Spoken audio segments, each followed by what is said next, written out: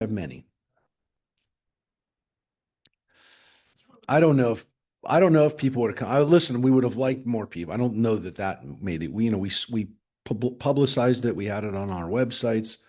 Uh, yeah, we had it in a lot of places, but yeah, we did not have a great turnout. But it was great that we did it, and it was very fitting because I mean, look at what Shavuot, and so I was going to be somewhere. I wasn't going to be at the Dodger Yankee game, by the way, which I could have been at. Actually, they lost that night. I was the night they lost, but they were over actually by the time we started. But I couldn't have been at both. It was the holiday, so I'm not gonna. Anyways, but uh, but it was very important to be with my people and to be with our people and to be together after the events at Boulder. Yeah, but I mean, after Boulder, which had happened a couple hours before, I think, and look, maybe people didn't come because they were scared. I don't know, but we it was good to be with people and to, say we're going to celebrate our holiday. We're not going to be intimidated, but there are people who are probably scared. But it was good to be with our people and kind of we dedicated it to the people who were attacked that night. And I shared John happened we were texting about something and I told him that George Whiteside's reached out right away to left a beautiful message about, if there's anything you need locally or in DC, let me know. He was on his way. He was flying back. He happened to be an event with Phil Wasserman was at. It was with the Wassermans where there was a fundraiser or something like that out here, and then he called from there and then went to DC, and I was touched that he did that. And again, it's not like Garcia wouldn't have necessarily done that. I think he did things like that regularly. I think too, but he did it, and I want you to know that it's good to have somebody in Congress who's sensitive to this stuff and cares. So and I was just going to say that. So that was the dedication that night. Tonight we're going to dedicate tonight's class to the memory of Mike's father, and Ken passed away on this time. I was going to say 11 years ago. It was 13 years ago. Wow. So it was a long time ago. And it also doesn't seem like a long time ago. It seems like yesterday, but on the other hand, it seems like how did that happen? 13 years. So we're dedicating it to Ken Schwartz, who was a person who was very proud of his Judaism, had a a connection that went back to his childhood and then also extended into the future for his family. And so we're studying in his honor today. Yeah, he was nice. He was a nice guy, very classy.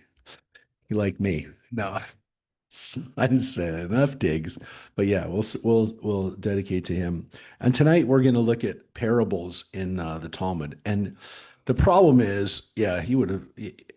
Listen, there's hundreds of them, and it's almost overwhelming. I'm like, maybe we'll do it over a couple nights. I don't know. We'll see what we cover tonight, but it was almost too much to like to how do you introduce this topic?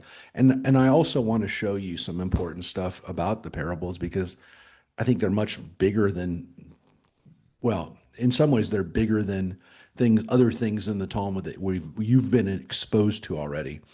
And so they're everywhere in the Talmud and in the rabbinic literature. So we're going to look at a few, but but I want to show you.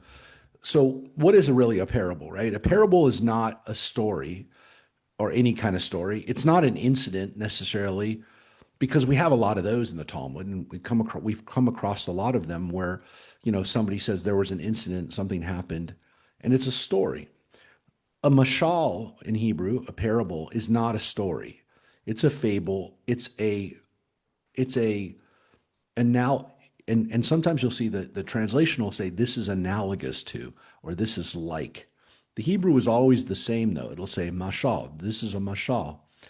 And what a mashal is essentially an invented story. It's a comparison story. It says, if this happened, this is what you'd learn from it. So some stories in the Talmud happened, or maybe they didn't happen, but somebody imagined that they happened, that they actually happened. There was an incident. Parables aren't like that. They're not, they're imagined, and they're there to compare something. So this is compared to that. And you just saw one. I'm going to show you the one we just saw. And we saw it a couple weeks ago. But when we were looking at the stories of Judah Hanasi and Antoninus, or Marcus Aurelius, the Roman emperor that he was friendly with, we actually looked at one of these parables. We actually looked at a couple parables, but this one was one that I think would stand out. And I'll just give you, we'll do the synopsis of it because we already read the whole thing.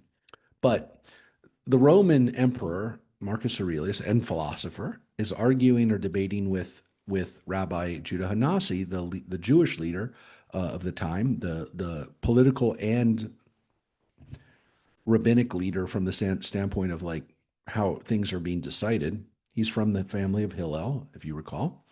And so the question is when we do something wrong, is it our body or our soul that sins? You remember this one? Is it our body or our soul?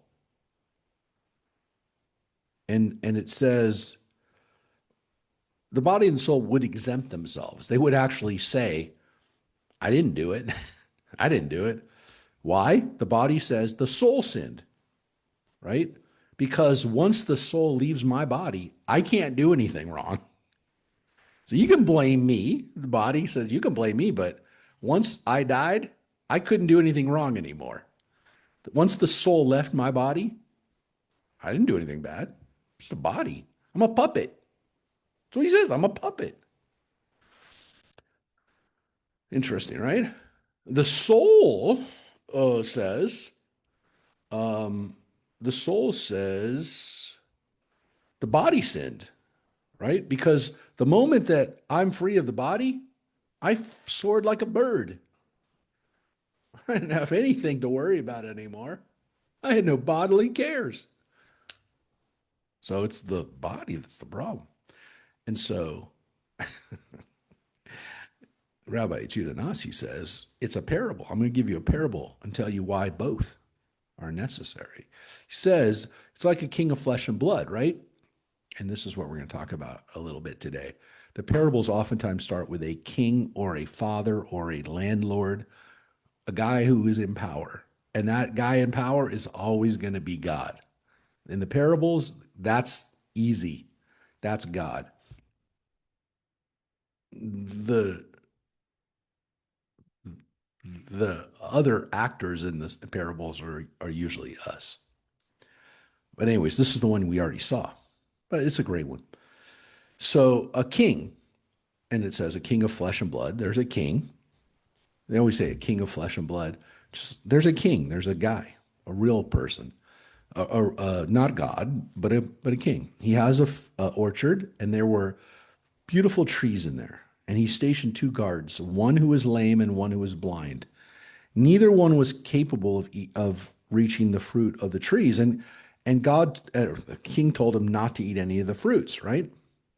So the they couldn't do it independently of each other. The lame person said to the blind person, I see fine first fruits on that fig tree in the orchard. Come, put me on your shoulders. I will take you, I will guide you, tell you where to walk, and then we'll gather the figs. You remember the story, guys?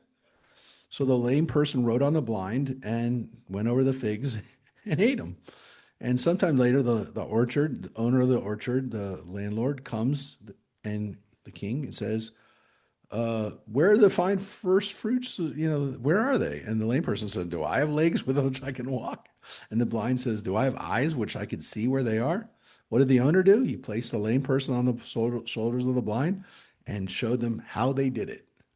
And that's why, according to tradition, what's the point here? What's the takeaway? Judah Hanasi just told him, yeah, you're both and you work together. And that's why we resurrect you with both. And as I told you before, this is an important idea in Judaism, and it's an important idea in Christianity too, is that the body and the soul work together. And that's why they need to be together. because you can't really separate them. That's why they like that idea. Again, it doesn't necessarily correlate with your idea of of the next world, but it does correlate very well with what the rabbis believed in that time and what the early Christians believed at that time, which is that there must be a body. And the reason why, as we said on Easter, not far away when we read this story, the reason why the people needed to see Jesus' body was to say that his body had been resurrected with the body and not just the soul. If he had just been a spirit, it wasn't a fulfillment of what they thought at that time resurrection really was, or the world to come, if you will. Not for the Son of God, but for you, me, and everybody else. If the body isn't resurrected, it wasn't a resurrection. Seeing a spirit of somebody is not what they're talking about.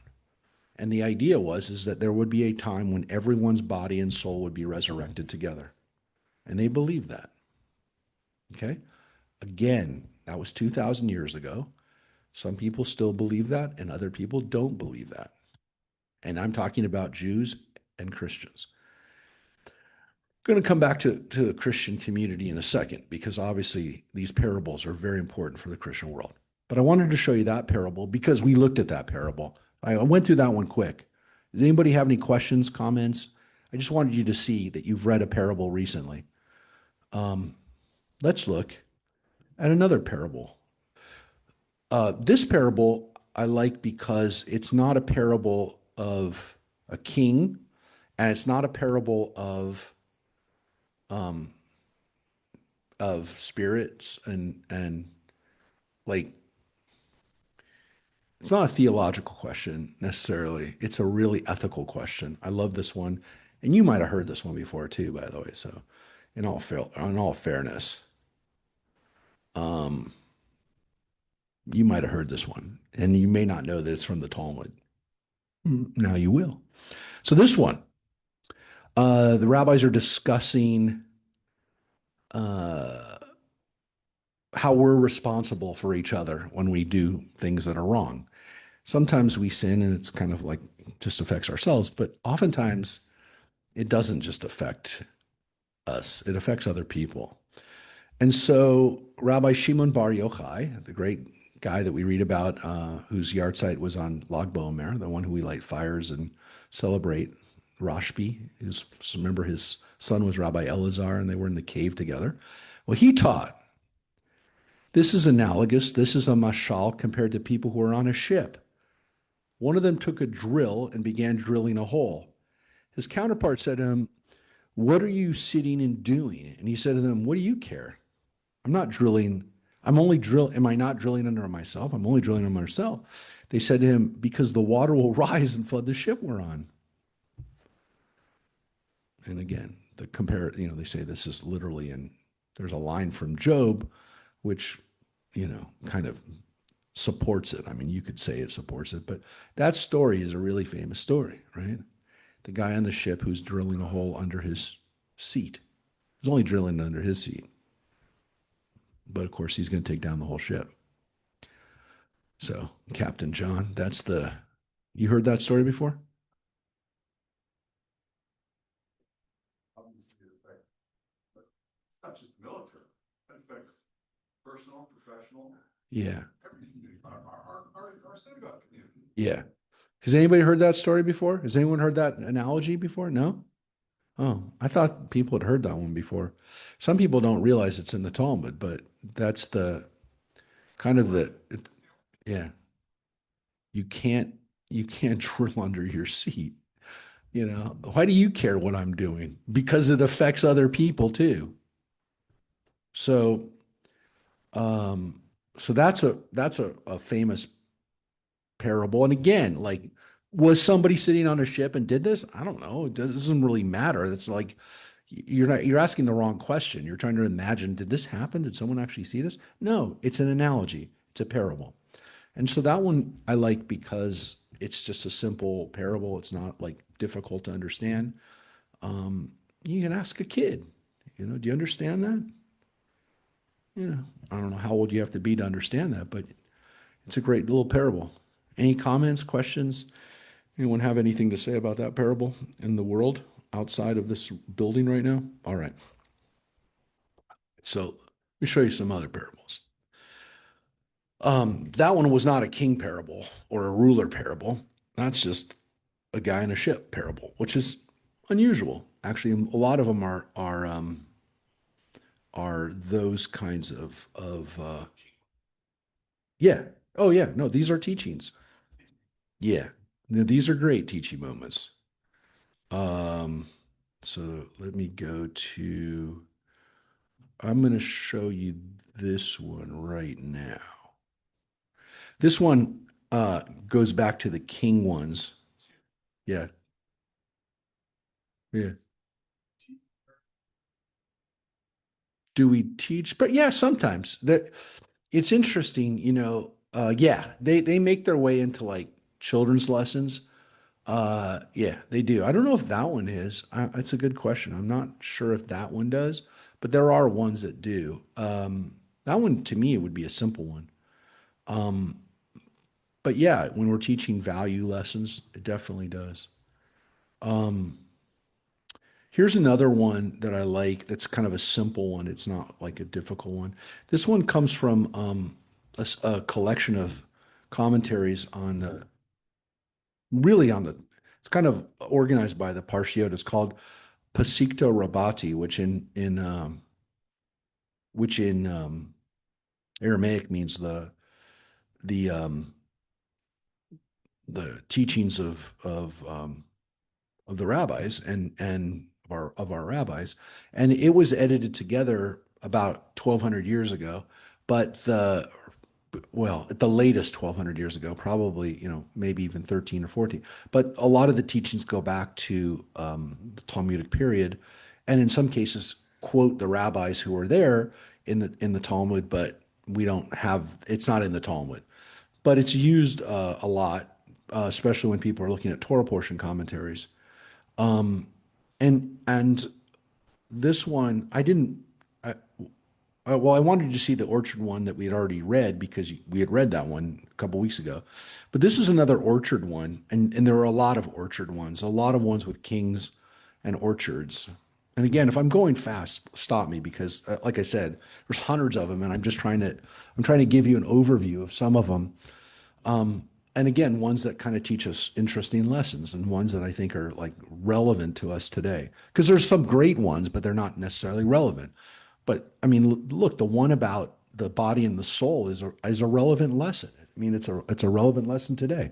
So anyway, so this section, this is a commentary. Well, they riff off of a quote from of Proverbs, and and the line originally in Proverbs is about considering and thinking about things. And it kind of goes with what we read in Ecclesiastes over the last few weeks, that like there's stuff that you're just not going to understand. That shouldn't stop you from doing things, and it shouldn't stop you from studying, but there are things you're not going to understand. And so that leads to this really great question that people ask a lot, which is, what are the most important commandments? Come on, just tell me, what am I supposed to do? Especially like, what do I have to do to get into the heaven, get into the right place, right? What do I really have to do? Like, there's 613 commandments here. You're not going to help me? Like, just highlight the best, the ones I really need to pay attention to. And the rabbis say, we don't know. We don't know. You can't know that. So they say that Proverbs, that line from Proverbs is reflecting on that idea, which is, you should not sit and consider the various arguments in favor of and against the commandments of the Torah in order to look for the commandment that would be the greatest reward, right? The one that, again, which one's going to cover me?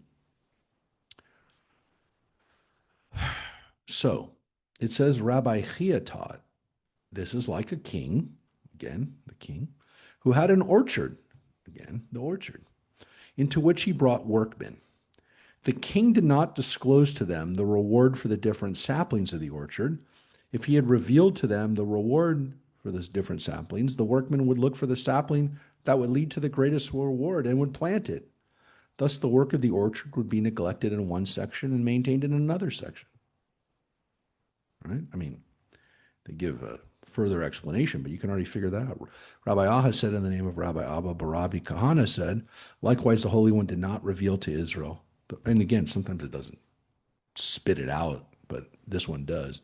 Did not reveal the reward for fulfilling the different commandments of the Torah. If he had revealed it to them, Israel would look for the commandment that would lead to the greatest reward and fulfill that one. So, in that case, the Torah would be maintained in one section and neglected in another section. Right? So, and then the further part here is Rabbi Abba said in the name of Rabbi Chia, Barabi Kahana said, this is the reason that the Holy One removed the knowledge of the reward for fulfilling the commandments from this world in order for Israel to fulfill the commandments as all. I mean, you got to do them all. You don't know which ones count. They never say this one has a big reward. Now, again, in the Ten Commandments, it does say a couple of times, kind of a reward, but very rarely doesn't happen. And like in the Ten Commandments, it happens once. The only commandment, by the way, that ever has a reward in the Ten Commandments is the one to honor your father and mother, so that the length of your days on the land will be increased. So that's the only time it actually says, if you do this, this will happen. In the Ten Commandments, there's other places where it does say in the Torah, so that something will happen. But generally speaking, it doesn't say anywhere, this is the consequence that'll happen if you fulfill this commandment. And it doesn't say fulfill this commandment more. Like if you have a choice between fulfilling this commandment or that commandment, fulfill this one. We don't really know. The rabbis come up and say, well, if you can save a life, that's the most important commandment. So that's really the most important. Pikuach nefesh, saving a life. You're allowed to do anything almost to save another person's life, but you're not allowed to kill someone else to save someone. But pretty much almost everything up to that point you can do to save somebody. So, the rabbis don't say like, okay, but if you save a life, then you immediately go to heaven. They don't say that, but they say, look, if you're faced with two commandments at the same time, keeping Shabbat or saving a life, you don't keep Shabbat. You save that person's life. That requires you to get in a car and drive someone to the hospital. You don't say, I don't drive on Shabbos. They say that, keeping Shabbat's very important, but it's not more important than saving a life. So that's not the same, though. It's not the same as telling people what the reward is. So, so yeah, that one has the reward, and that one has, and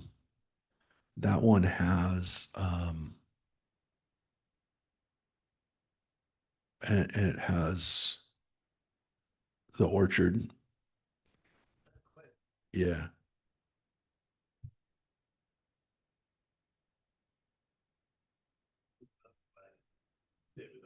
yeah. Taking a life to save another life, Mike's son. Yeah,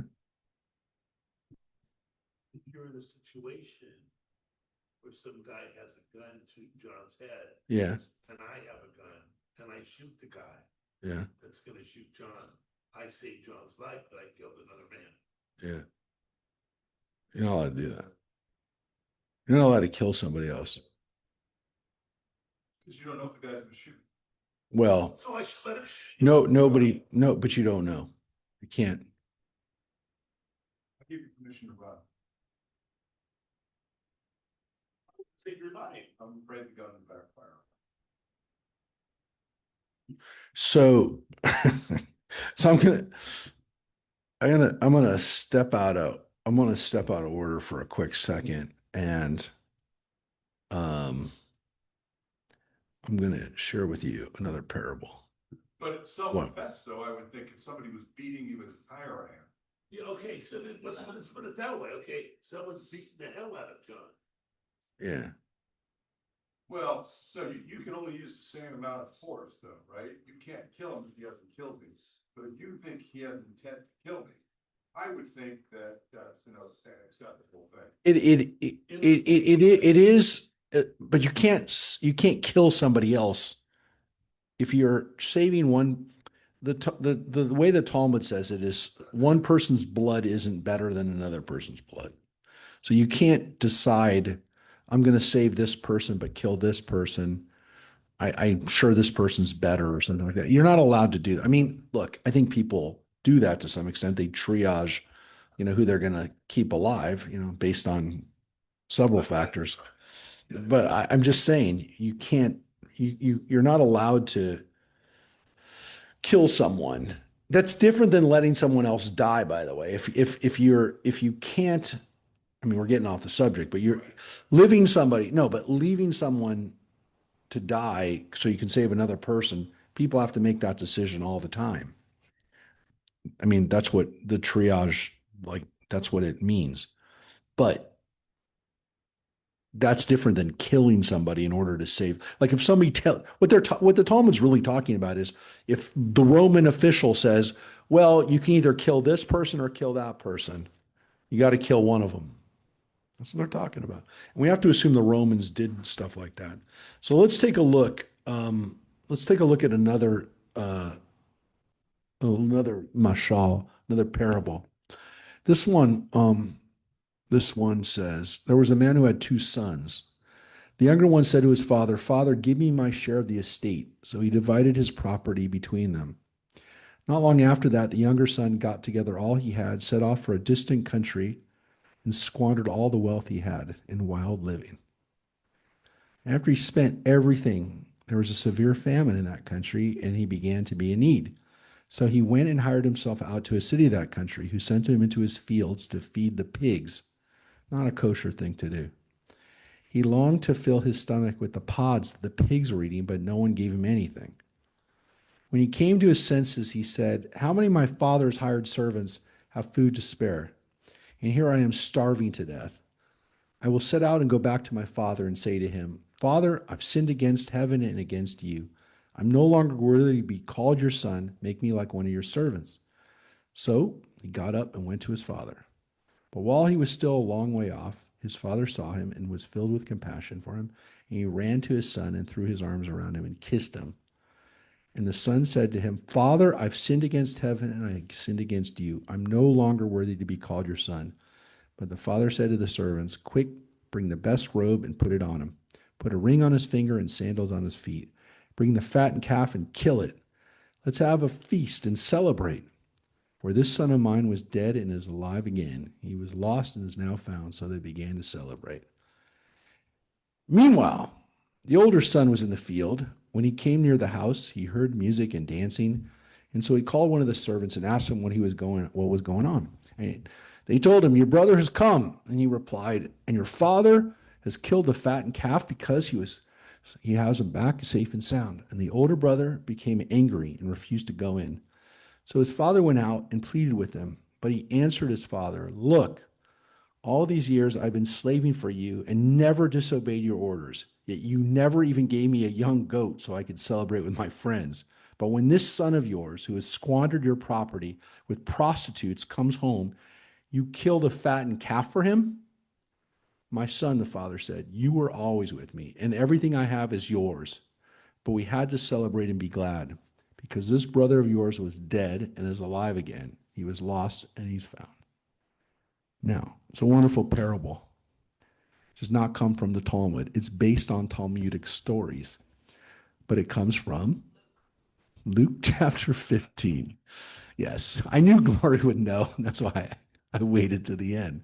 So that one is from the Christian Bible, but you can see it's exactly in the same style. And I'm going to show you in a second a similar parable. So we've never found this exact parable in the Talmud, but we found others, and there are many parables in the Christian Bible. It's a big way that Jesus teaches. Sometimes this is my favorite. This is a lot of people's favorite. The problem is most people don't understand the Jewish context of this. First of all, like at the end of the day, they don't understand that for Jesus and his friends, feeding the pigs is the worst job you can have. If you don't keep kosher, then you don't even get that part. But forget that for a second. It was that story is like clearly a Jewish story. But it's also clear because you've already seen some of the parables of a guy who owns an estate. He has an orchard, he has a farm, he has something, and he's got these people working there. So, um, so it's a story of teshuvah. It's a story of return. And they call the story the prodigal son. You've heard the word the prodigal son before. Everyone calls it the story of the prodigal son. It's not about the prodigal son. If it was about the prodigal son, it would be a good story. Don't get me wrong. But it's not about the prodigal son. It's about the son who never left. So he didn't call it the story. He didn't call it the mashal, the parable of the prodigal son. That's what other people call it. They're totally missing the point. The point is so powerful because, and again, following the Talmudic logic of this, it's not that the brother who squandered everything gets to come home and gets to be forgiven. That's that's a given, right? I'm going to show you a Jewish version of that story. I'm just gonna tell you the Jewish version of the story is a much shorter version, which it basically says there's a kid who does the same thing. He leaves the house, he squanders all his money. He's afraid. He tells his friends, so he's like this kid, except he's still back in the country where he's not supposed to be. He tells his friends, I got to go back to my dad. I got to return, but how can I? I'm too embarrassed. And they said, just start going back. And of course, he goes back, and his dad comes out to meet him. And the legend, is kind of, well, the big story of that is, of course, that if we start to make teshuvah, that God will actually meet us. We don't have to come all the way back, that God actually will come out and meet us. What's powerful about this story is that the son makes teshuvah, he returns, but it's the brother, the older brother, who goes, "Who's this kid that you're celebrating?" So the lesson it's not for the prodigal son, it's for the person who never left. It's for the good son. It's for the son who feels like, why is dad giving all the attention to this guy when I'm the one who's been doing right all the time and I don't like it? The son's mad. And he should be mad because he didn't, he never got any attention. But his dad says to him, I care about you. I always cared about you, and you're fine. You're getting everything. Now, this is the way people feel when they watch people who left and then come back and get attention. It's the feeling that nice people have, but in the pit of their stomach, they're sick by the fact that people go crazy over the rehabilitation story. And that's very real. That's a very real feeling. Anybody who's watched somebody they, grew up with or they care about and get celebrated because they came back and you're like, well, I never left and felt sick by that. That's a story that tells you you're okay. Now, understand that this is a parable that to me is a great parable, though again, most people only read part of it. They sing a song called Amazing Grace, right? That's what it's from.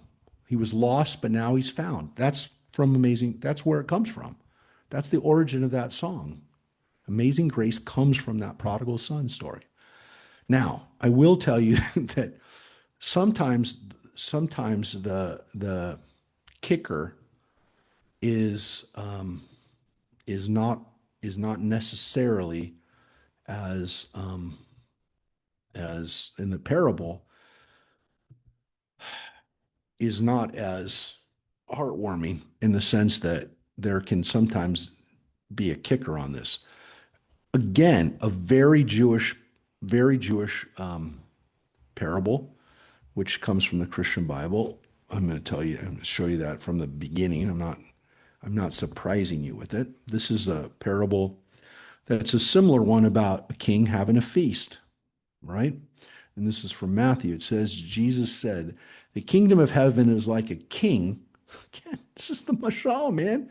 You understand that this is the way the rabbi spoke to their people in a parable. The king prepared a wedding banquet for his son. He sent his servants to those who had been invited to the banquet to tell them to come, but they refused to come. Then he sent some more servants. Tell those who've been invited that I have prepared my dinner, My oxen and fattened cattle have been butchered, and everything is ready. Come to the wedding banquet.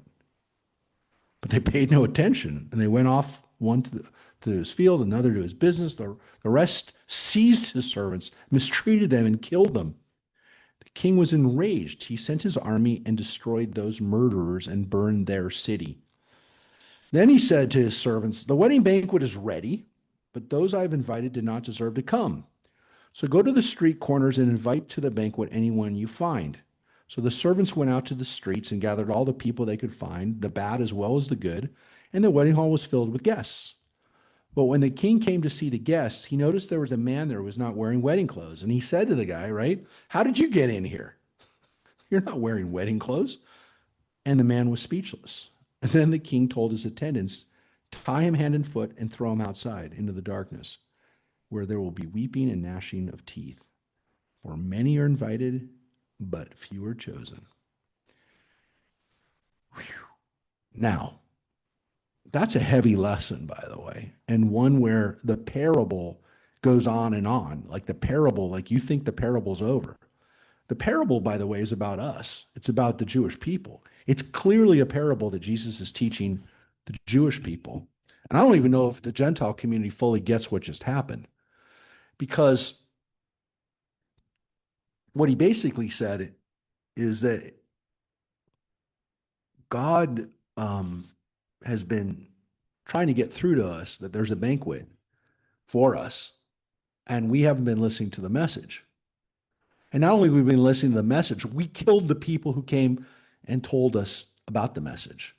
Now, some people say he's talking about himself, but he's not, because he's telling them that it already happened and the city was burned. He's talking about the first destruction of Jerusalem. He's talking about the prophets like Jeremiah and Ezekiel and these other prophets that were mistreated. And in some cases, they were killed. They were killed by other Jews. That people didn't want to hear their message. That's what he's talking about. So that story is clearly directed to Jews. Now he's saying, you guys, the ones who were left behind, and you could say maybe some of those are Jews and Christians, whoever's in the land of Israel now, you've been invited to the banquet, but you're not ready. You're not ready. Now, he doesn't say it's because you're not Christian. It doesn't say because you don't believe in me. He says you're not ready because you don't realize that you've been invited to a banquet. You're showing up in your schlocky and dirty clothes, and you're not ready. You don't realize you've been invited to the party. So there are people in his community who are sitting around going, man, I don't really know what we're doing here. And he's telling them you're not ready. He's also telling people that God really isn't going to put up with it. So that's a scary parable in a way, if you think about it. That one isn't, and again, it's a similar setup. A king has a party, a king has a king has a wedding banquet. Um, you know, there's people at the party. There's fattened lambs. He's preparing it. The party's getting, this is some of it's the same language. Again, the fact that they're in Matthew and Luke, okay, you're going to say, well, they're in the Gospels, but those are two different writers, and one was Jewish and one wasn't. Luke wasn't a Jewish writer. Now, this motif of a wedding banquet, gosh, I don't even know which one to show you first right now, but I'm going to show you one of the ones in the Talmud, or actually, this next one I'm going to show you is in the Midrash.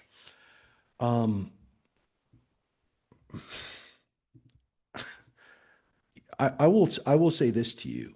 The similarities between them, again, they're written in some cases exactly at the same time.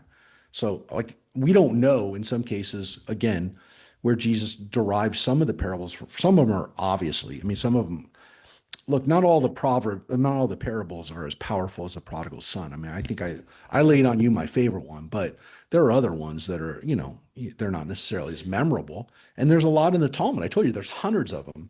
Not all of them are as memorable. But I will show you. I'll show you this one first, and not necessarily in that it's similar to the other ones, but I will show you. Well, you'll see both. This is kind of the order that they appear in in the text in this particular midrash. So sometimes God is the father, right, of kids, of sons. Sometimes he's a husband. So check this out. This one is from a section commentary on. This one happens to be on a commentary on Lamentations, Book of Lamentations from Echa Rabbah. Echa is Lamentations, and this is the Midrash collection on it. Take a look at this one. There's two we're going to do back to back, but take a look at this one first. I know I'm going fast, but if please stop me if I'm going too fast. So,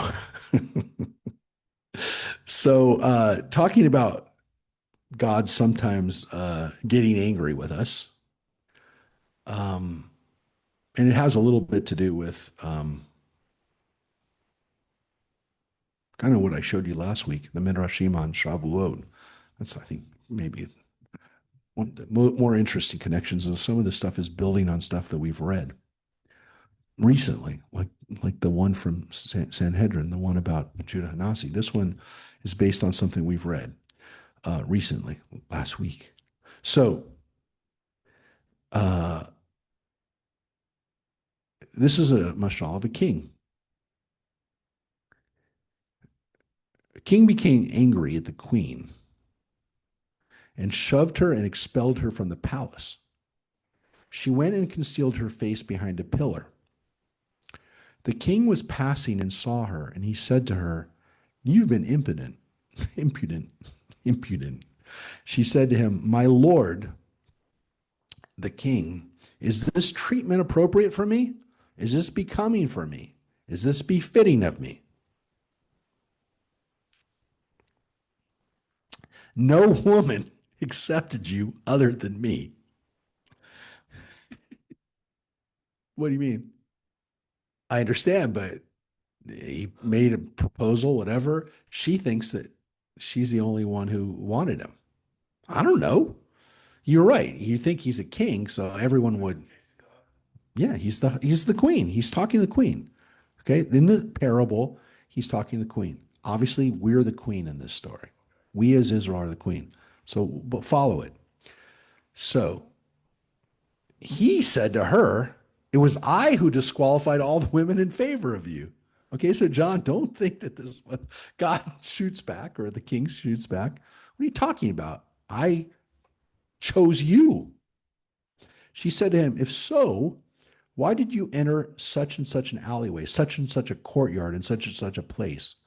Was it not for such and such a woman? And she did not accept you? So too the Holy One, blessed be he, said to Israel, you have been impudent. They said before him, Master of the universe, is this appropriate for me? Is this becoming for me? Is this befitting of me? No other nation accepted your Torah other than me. He said to them, it is I who disqualified all the other nations in favor of you. And they said to him, if so, why did you offer the Torah to all the other nations, but they did not accept it? As it is taught, initially he revealed himself to the children of Esau, and that is what is written. He said, the Lord came from Sinai and shone from Seir for them, but they did not accept it. He offered it to the children of Ishmael, but they did not accept it. Remember this? We read this last week. All the other nations said, what's in the Torah? Oh, it says you can't kill people. Sorry, I can't do that. We love killing people. Why? What's in it? Don't steal. Nah, we steal. We can't have that. So this is a repetition of what we read, this part. Ultimately, he offered it to Israel, and they accepted it as it is written, and he came from the holy myriads from his right, a fiery law to them. So, and again, what we said at Mount Sinai, everything the Lord has spoken, we will heed. So, the rest of it is now moving off that mashal, the parable. So the question of who rejected who chose who's really the one who had to make the decision to be together. So the mashal teaches us that we essentially chose God because nobody else wanted him. Now that is a it's fairly audacious commentary, but it's one where to some extent we understand that God has punished us, but at the same time, we're not saying that God has rejected us and that God, to some extent, isn't justified in rejecting us completely.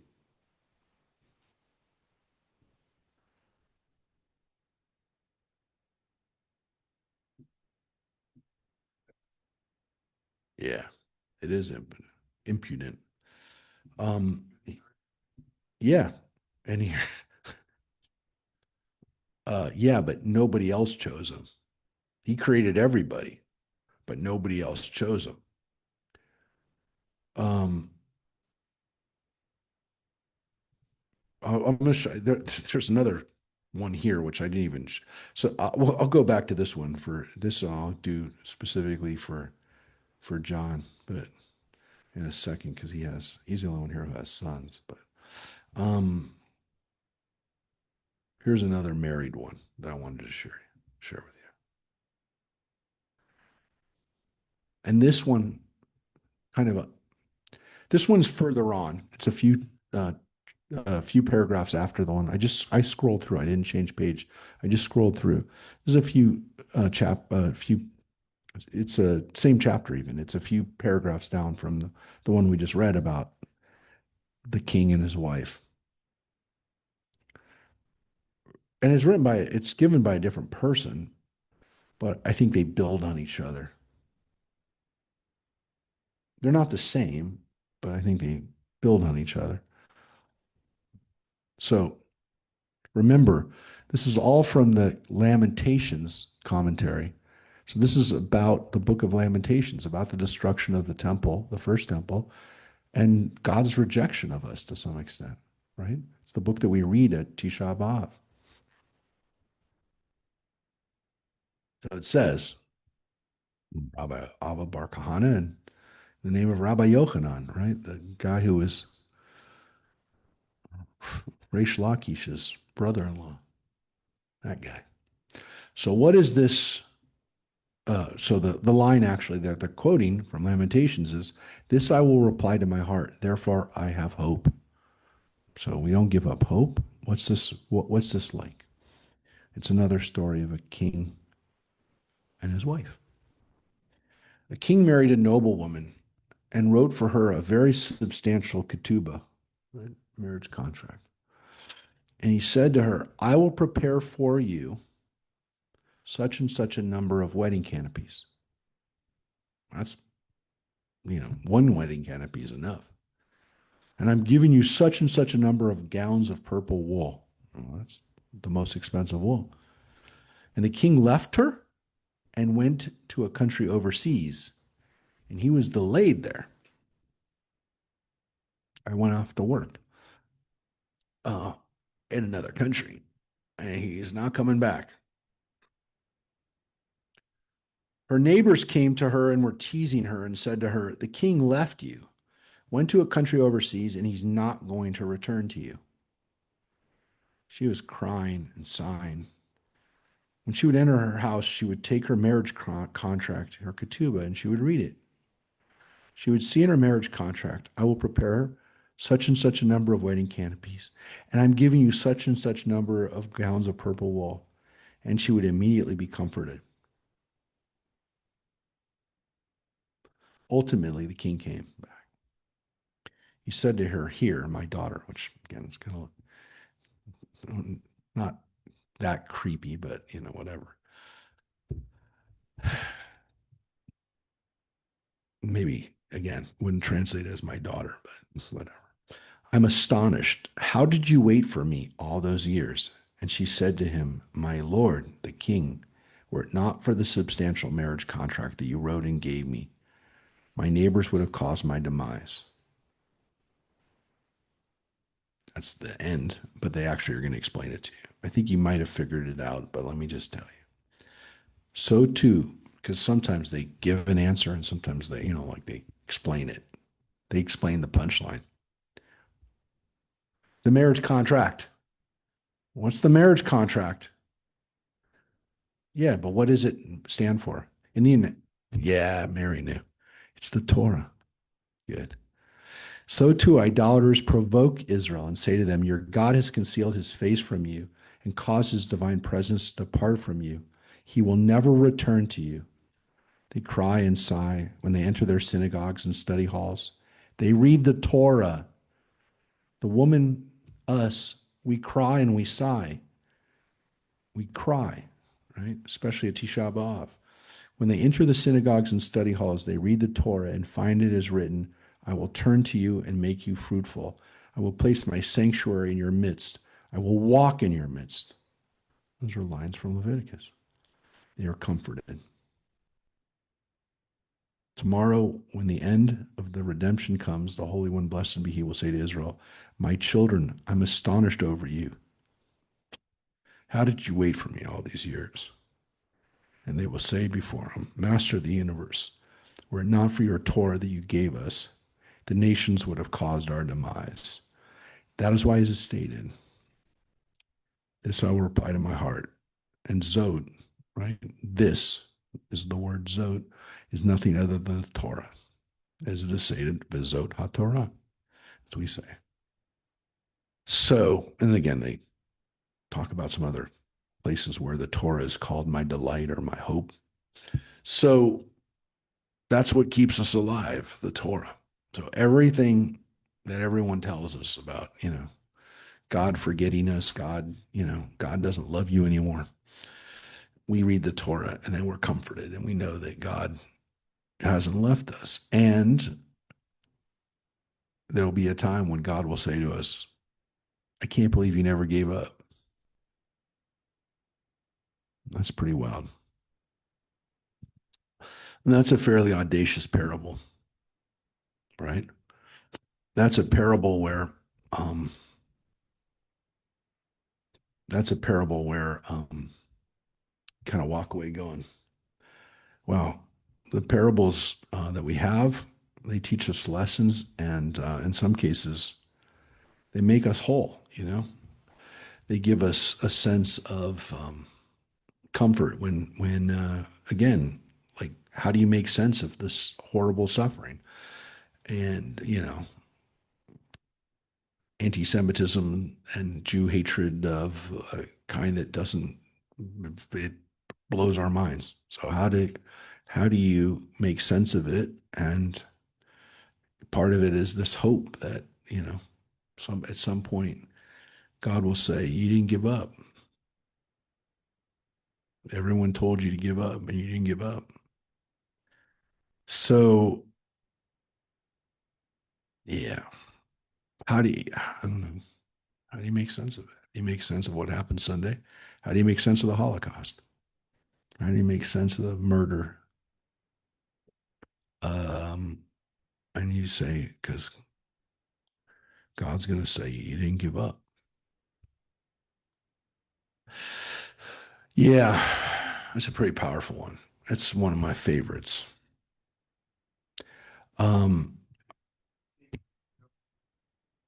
no, That's what Hitler said about the Jew, that it was our fault that we gave mankind consciousness. yeah, That's what he said. yeah, yeah. People don't want to be reminded that they can do wrong. Yeah, it goes against the Nietzschean ethic that the Nazis were talking about, which is that if you're strong, if you're powerful, it doesn't matter. Goodness doesn't matter anymore. It's whoever is the strongest. So I said I'm going to share one or two more parables, and again, they're everywhere. Some of them are more memorable than others. Some of them are just gut punchers. This one's not a gut puncher, but I like it a little bit. Of a And by the way, here's a perfect example. Like right here, it says there was an incident involving a woman who took her son on to a baker in Caesarea and said to him, "Teach me your craft." I mean, look, this is definitely one of these stories that is like a parable, right? But it sounds like in some cases, like that story really happened. It's not a parable. right? So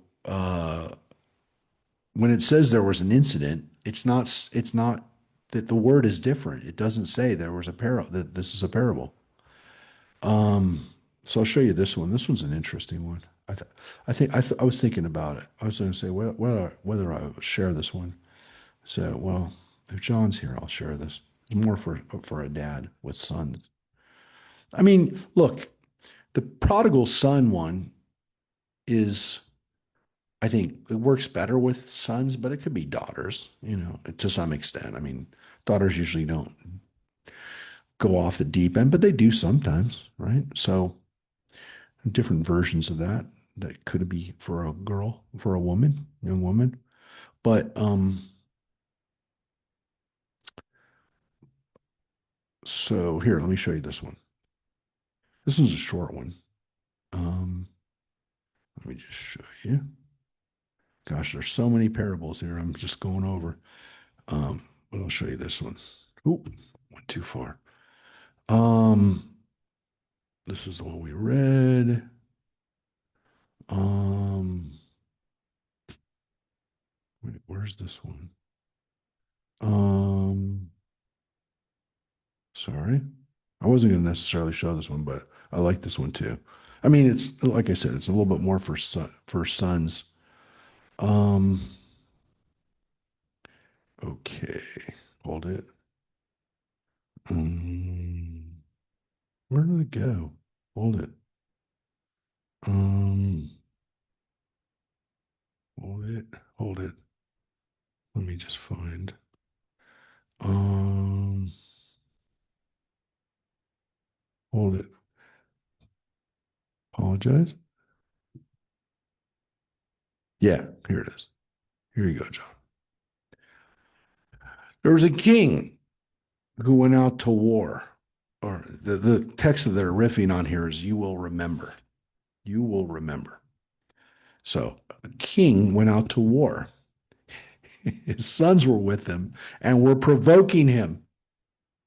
You know what that's like, right, John? His sons were provoking him. The next day, the king went out alone, and his sons were not with him. And the king said, if only my sons were with me, even if they would be provoking me. So too, the king is the Holy One, blessed be he, and his sons are Israel. When Israel would go out to war, the Holy One, blessed be he, would go out with them. But when they angered him, he did not go out with them. But when Israel was no longer in the land of Israel, right? When Israel was like exiled, right? He said, if only Israel was with me, even if they would be angering me. And they quote some of these lines from Jeremiah and Ezekiel. Rabbi Yudan said, you will remember. I know that you will remember the nations of the world. But what can I do? My soul is despondent within me. And then it goes into another parable, but it's not really a parable. It's just a line. But yeah, the point of that little tiny parable is God misses us in the land of Israel. God says, yeah, they provoked me a lot. They were doing bad things in the land of Israel, but at least they were there. So parable's a quick one. It's a quick one. It's not necessarily the most memorable one, but it's a nice one too, which is that even, that God misses us being in the land of Israel. God wanted us to come back because even when we were doing bad things, we were there. We were near him. We were in the right place. So it's an interesting way of looking at things, which is that, you know, we miss when things are gone, even the things that we didn't like about the person, we miss. Whether it's a person who's left us and gone to the next world or somebody who's moved out of the house, that we miss them. And we miss even the things that annoy us.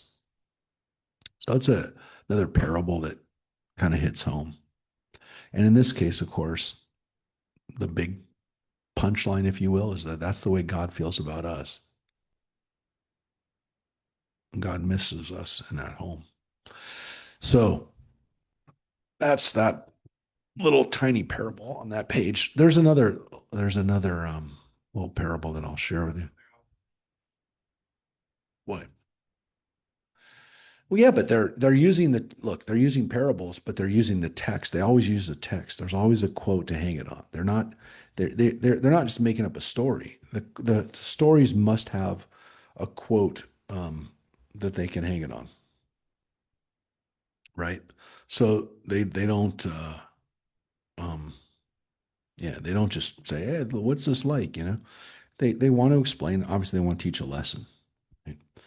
Um, Let me see if there's one or two more that I'll share today. Um, Gosh, um, yeah, we don't use parables anymore. Like you and I, we don't teach that way, right? We don't talk to our kids. You did? What'd you say? Did you make up a situation like you say, well, would you do in this situation? Yeah. Well, that's a great line for a coach, right? That's a great lesson. That's a one that every coach should teach, which is you're responsible for everybody else on the team. Like, discussions as a leader, personally and professionally, in terrible formats. What a better way to communicate how to act. Yeah. Um, Never thought about it that way, to tell you the truth. yeah. So there are hundreds of them. I mean, here's one here about a king who, what's this like? It's a king whose sharecroppers and members all entered to honor him. Uh, I mean, this one it's just teaching about why prayers end with certain words. But yeah, the rabbis used them all the time. And they use the parable format all the time to teach. Again,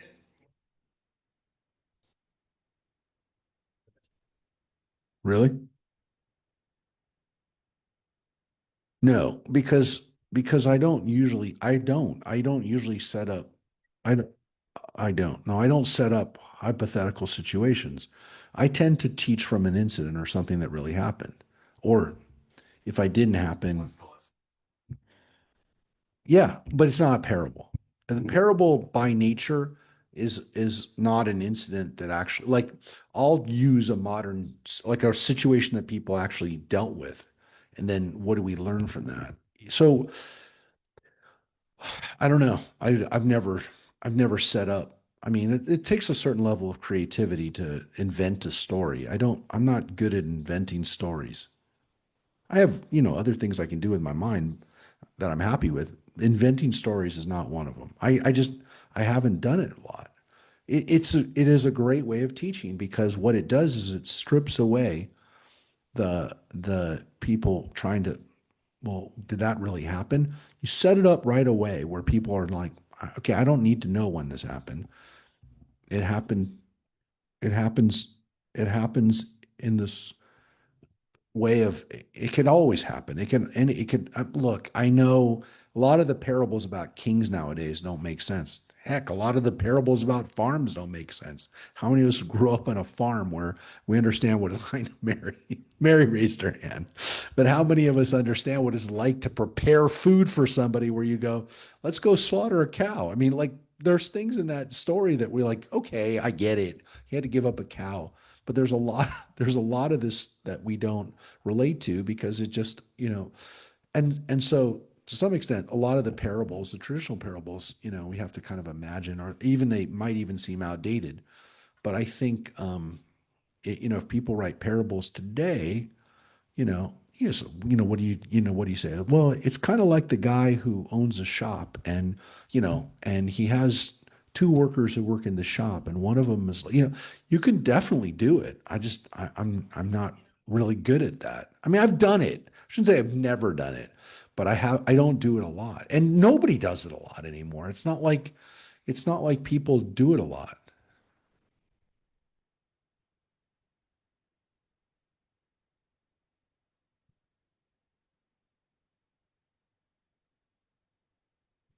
Uh-huh.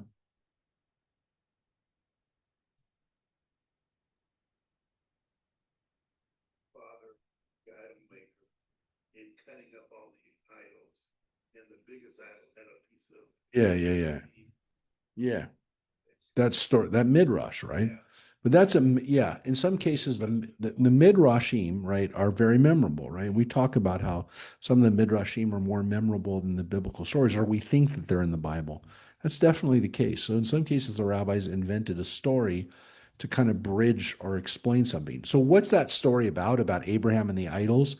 Why does that midrash even exist from the standpoint of like what germinates that? Well, what germinates it is there's no backstory about Abraham. There's no explanation of why Abraham was chosen to be the first Jew. It just doesn't exist. So the rabbis wanted to have an answer, which is that he kind of came up with this idea that the idols can't be real. So they they somebody had a story. I don't know how that story came about. Somebody maybe just flat out came up with a great idea of teaching that lesson, or maybe there was another version of that story that they adapted. Yeah, which is the idols. Yeah, the idols. So he figured it out as a kid. But the reason that it exists is because there's this gap. So the midrash oftentimes will fill the gap. The parables don't necessarily, they're not there to fill a gap because who asked for it? Who knew? Like who who told the rabbi to do it? Who told Jesus to say that parable at that moment? Look, they felt it was appropriate. What's interesting, of course, is that we know this rabbi told that parable. Maybe some guy at some point wrote, yeah, okay, somebody wrote the parable, but they're basing it, they're riffing it off the same characters, right? The king, the sons, the wife, the queen, the same characters exist in all these parables. So that also helps in that people understand, we're going to play with these pieces. So that helps. But it also helps because people know the story. They're like, "Oh, I heard that parable before." And so there's a familiarity that people have with it. Even if they haven't heard it before, it sounds like they've heard it before. I mean, it just feels like, yeah, I've heard a version of that before, I think. So that's why, again, like the parable of the ship really seems to work. Um, so again, I think the parables exist for us today in a way that again, we might not understand the context, the original context. We may not understand even the format of teaching from the standpoint of parables, but they really work. And of course, to some extent, they connect us with our ancestors who used who used this format to teach. Again, there are people who've written entire books about and several books about Jesus parables. There are books about the rabbinic parables. Um, and we don't even know how many. I mean, I don't know if anyone's even counted how many there are because there's hundreds of them in the Talmud. And then some, by the way, some people have tried to say, where's Jesus's parable in the Talmud? Like they've literally written books, Christians and Jews, that have said, well, it's kind of based on this one. And they'll like take any word that is in one of Jesus' parables and connect it with a rabbinic parable. So his parables definitely felt like the right thing at that time where and I think some people would be like, if they didn't know the Talmud, they wouldn't understand why Jesus spoke in parables. They're like, why are there so many parables in the Christian Bible? Because that's what rabbis did at that time. That's the way people taught lessons with parables. He didn't talk about incidents of real life very much. He didn't talk about that. And you can make the argument because he was 34 when he was crucified. So he didn't live that long, but he didn't tell a lot of stories about his life. I mean, people then told stories about his life, of course. The Gospels are all written about his life, but he didn't tell stories like that. He told parables. And the parables could be about anybody. The parables could be about, or they weren't about, I mean, they were about everybody and they're about nobody. So, parable books? Yeah. No, no, because no, no. The rabbinic parable books, which I couldn't even find my copies of. I don't know if I've given them out to people, but no, because there are um like some of the books like I said, a lot. I mean, so, um, like, so this is a book that's exactly about, and this guy's a legitimate scholar, David Flusser, rabbinic parables and the Jesus parable teller. So this is a book that clearly is trying to put those parables you know, in a um, context of explaining where Jesus' parables come from.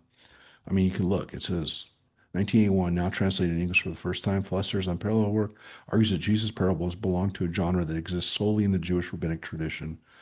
Uh, so that's a book that's just about that. But there's also well, that's a yeah. Well, I mean, it's about his stuff. So, I mean, this book is another book about why is it important from Christianity. This book was written. Wait, is this the one that just came out? Yeah. So this book is a book that came out. This one I think I have somewhere. Maybe not. I don't know. Somebody else could have gotten it. Gosh, it didn't get very good reviews. So this book this book was written not that long ago. This was not from the 1980s. This was from like 10 years ago, maybe. Yeah, exactly 10 years ago. So this book is written by, you can see, Amy Jill Levine. And you can see she's written several books about Judaism, but she is, in fact, a Jewish scholar. So she's written several books that kind of like if you're talking to someone who's Christian and you want to explain to them or help them understand Jewish origins of Judaism, she is the her title now is um,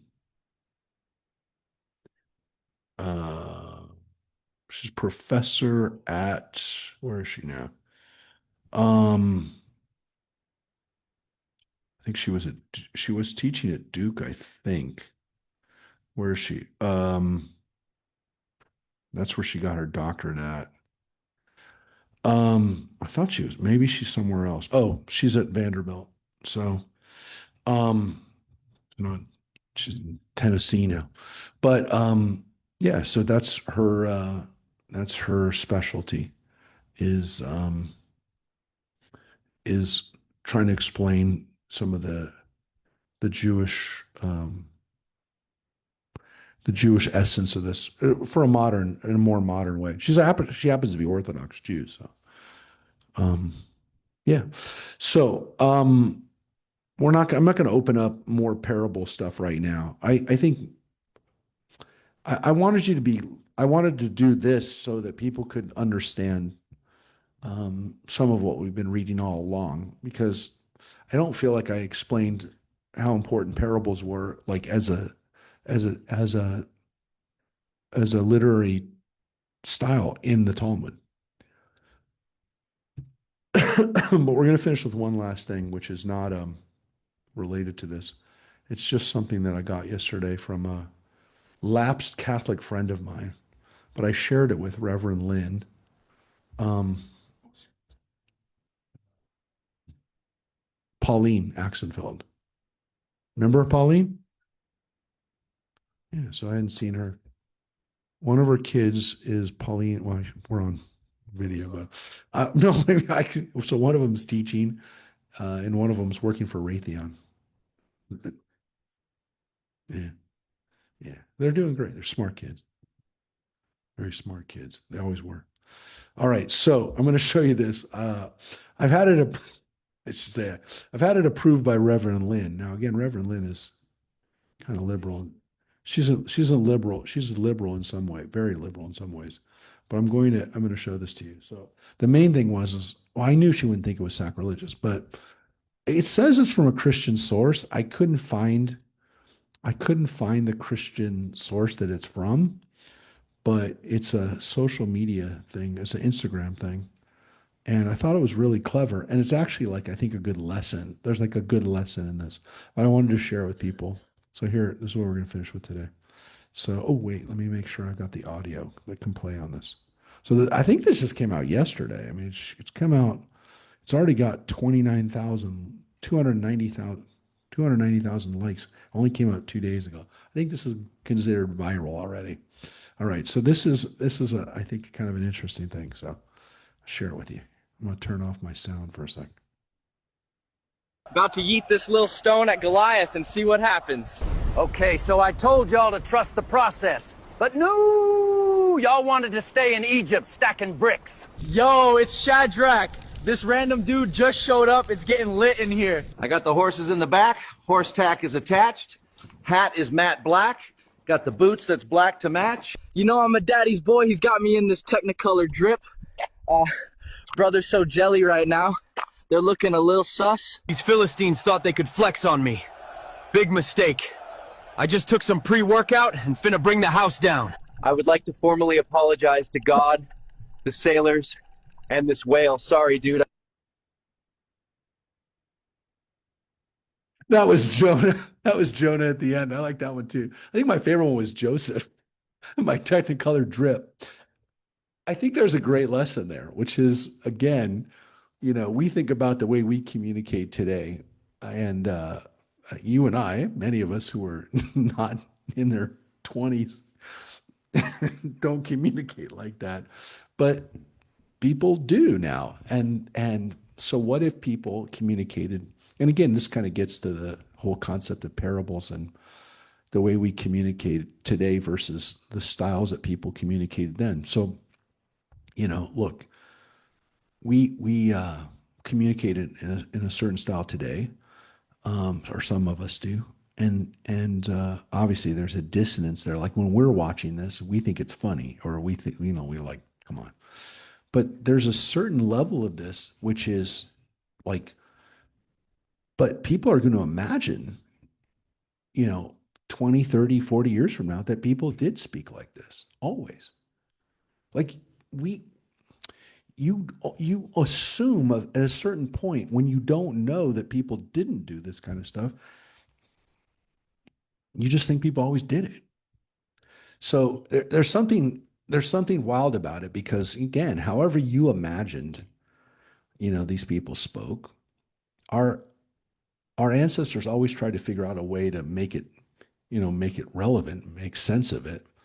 But again, today, it's almost this dissonance because we're still, a lot of us don't communicate that way, that we don't see it. But I thought that it kind of captures some of what, again, maybe in a humorous way, and again, it was done by a Christian site. I don't really understand I don't understand where exactly, it's called Jesus mentality.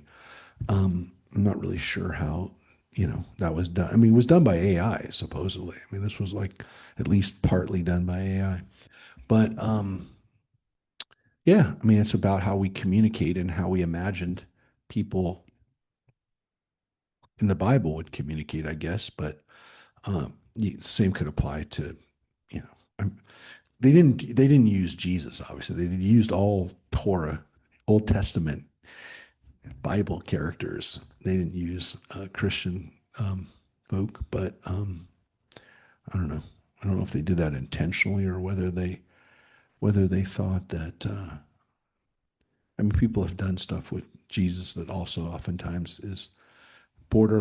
Some people feel it's offensive. I mean, when Jesus Christ Superstar came out, people protested it and they hated it.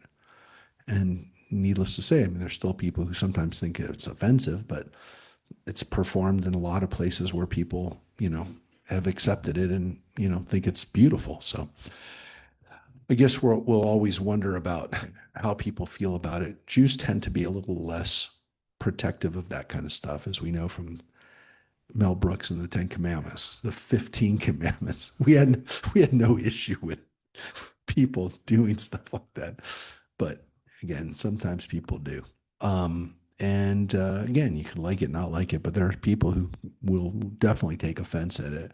I don't know if Jews will. I'm not, I didn't. None of the Jews I talked to, and I said, I read that by Reverend Lynn and she liked it. She couldn't really figure out where it came from. And every Christian that I showed it to seemed to think it was good, but I don't know. I definitely don't want to offend anybody, but I don't think, I mean, I didn't see it as offensive. So we'll see. I mean, again, figuring out ways to communicate and figuring out ways to do this. So I'm going to tell you something. I had an idea on the way over, and I'm going to leave everybody with this right now. Thinking about AI and thinking about the future and thinking about how we communicate. Now, when we think about communicating big ideas, we think about other people, but all of us have ideas and all of us have some essence to ourselves that it's important.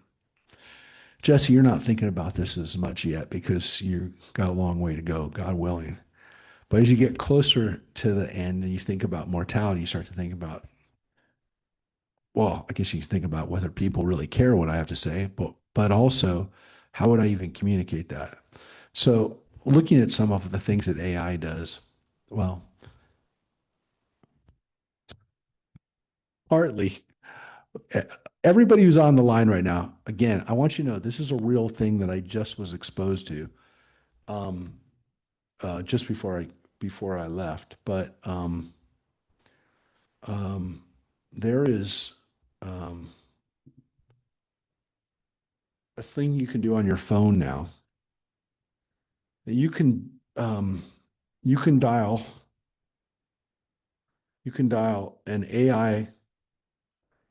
You can dial an AI bubby who gives you advice. I mean, somebody just demonstrated it to me. You call this number in Florida. It's a 561 number, 65, whatever that Florida number is. And um, and you speak to it. You can ask it questions.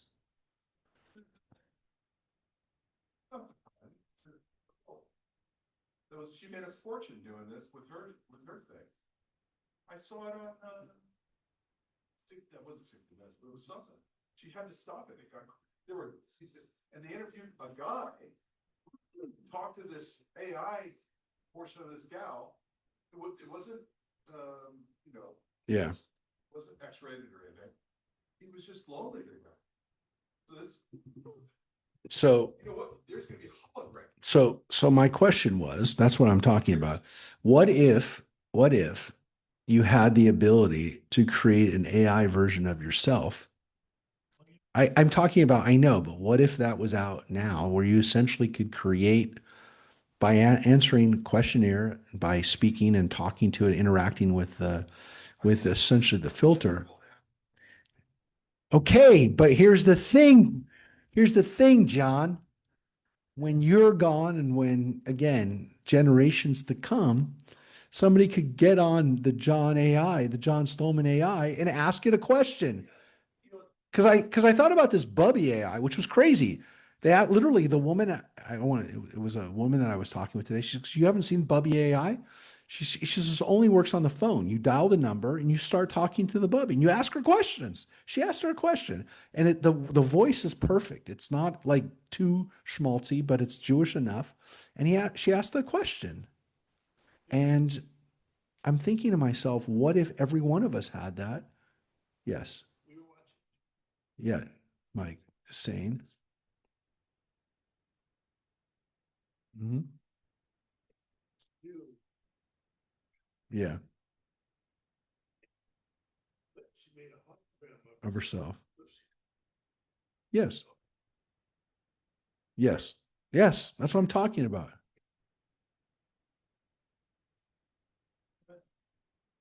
Yeah. Okay, but so she actually did it. So the question I have for you, theoretically, so since the technology's already there, we know that. No one's mass produced it yet. And I don't think we're that far away. If somebody tells me, because I just literally on the way over asked somebody who's in tech world, I said, is this being done? So it seems to me that it should be done but I am wondering, would you want it done on yourself? Glory, would you want it done on yourself? You wouldn't want it done on yourself. John, what about you? John, yes. I knew that was a yes. I mean, I would say yes too, but I'm just saying. Mary, yes or no? Mike. Mike says no. Jesse, what do you think? Oh, I will. We'll get to the remote then. Jesse, yes or no? Oh, interesting. All right. What about people who are out there? Would you want a remote? Would you want an AI version of you that someone could chat with in the future? Your friends or your family or your descendants? Schulman's, what do you say? No, I don't think so. Interesting. David? No. He said no. Now, wait a second, David. Let me ask you a question. If there was an AI version of your dad, you wouldn't want to talk to him? Oh, absolutely. I would love to talk to him. So, well, someone would like to have a talk with you? No? I don't have a kid. I understand. So if you didn't have a kid, but your friends or your beautiful wife, that she could talk to you and ask you questions and get pretty close approximation of what you would say. You test it out before you let it go, before you turned it loose. You'd have to interact with it. Would you want it or not? I'd consider, in that regard, I would consider it. And Cheryl, you wouldn't want the same thing on your side. If you passed first, you wouldn't want to have something to leave behind that David could talk to. It makes me rethink. It makes me rethink it. All right. Well, let's see. We'll go around. Elise, what's your answer on this? No. Whoa, jeez. Now, I think I've just done an interesting quick study, which is that the gentlemen are more interested in this than the women. The women are like, it's well, I'm done. No one has to be here anymore.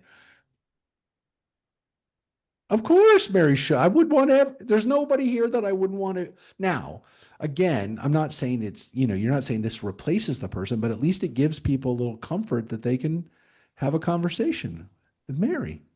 No? You don't want the great grandkids to be able to talk to Grandma Mary, great Grandma Mary? No? No. She doesn't have interest. I'm okay.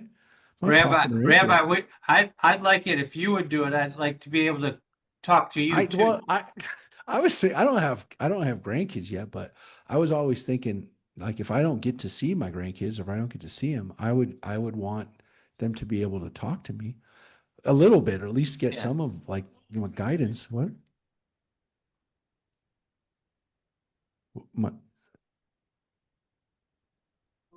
Yeah. Yeah, they have holograms of people.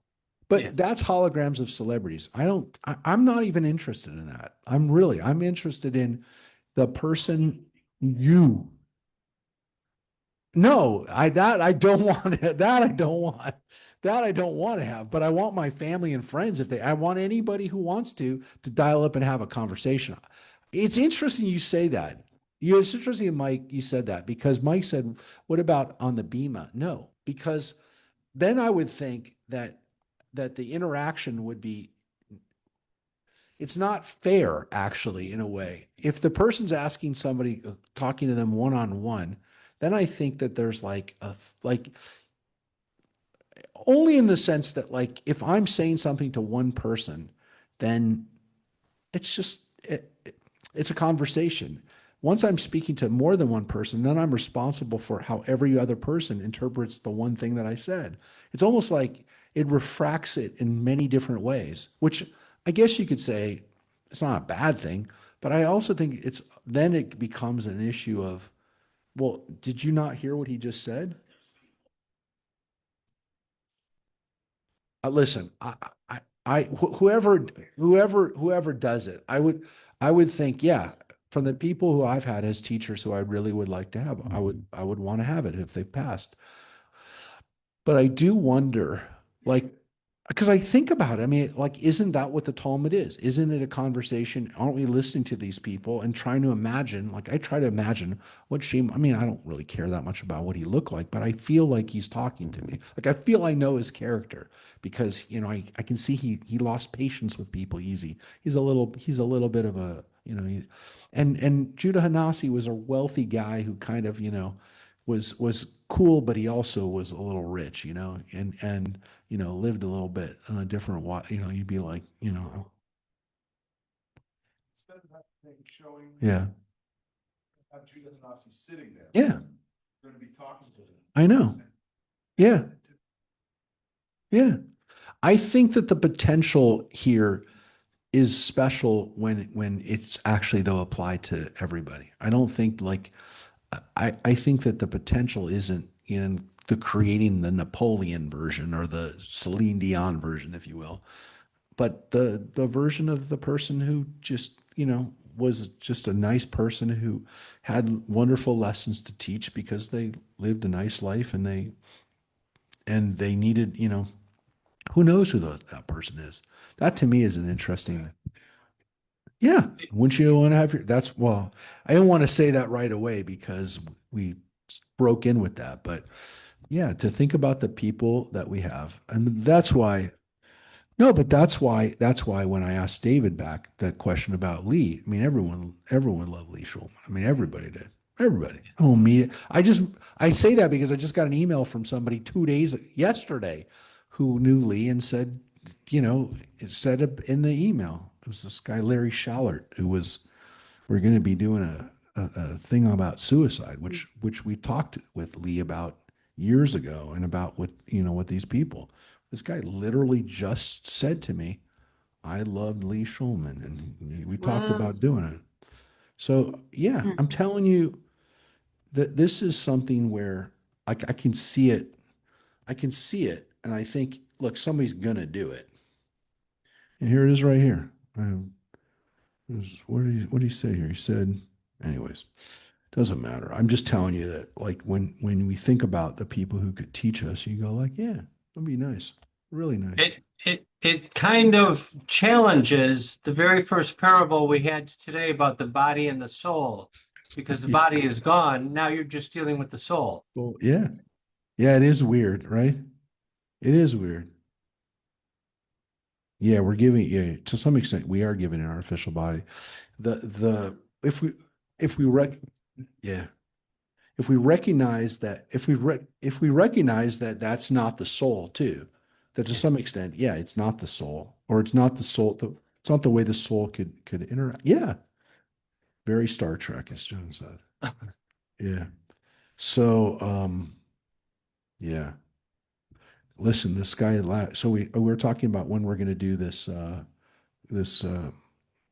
information session on suicide because we had these horrible suicides in our community in the last few days. So it's probably going to be in July. And he says, let's discuss what we can do. I know Lee Schulman always wanted us to do something for the congregation as well. So that was from Larry Schallert, who I haven't even told Joyce about yet that he's been added to this, but I remember him. I remember him at probably the last time I talked to him was the funeral. Anyway, so I think about if we could do it. Kind of makes me sad that we couldn't do it for the people who have already passed, but we can do it for the future. Anyways, I'm thinking about it. All I know is that I'm gonna see what we can do. So with that, everyone have a good evening. Again, think about whether we need to do this or we can just do it in our own ways. If we don't have a chance, God forbid that we don't have a chance to do it before we go. Let's hope that people get our values somehow, that they understand what we stood for, our principles before we leave, because at least some people will get it, right? At least some people will hear it, and some people will hopefully live their life a little differently because they had that. So we will say goodnight and see you next week. And thank you, everybody, for being here. Good night, Rabbi. Thank you. Thank you, Rabbi. Good night, Thank you, everybody. Rabbi.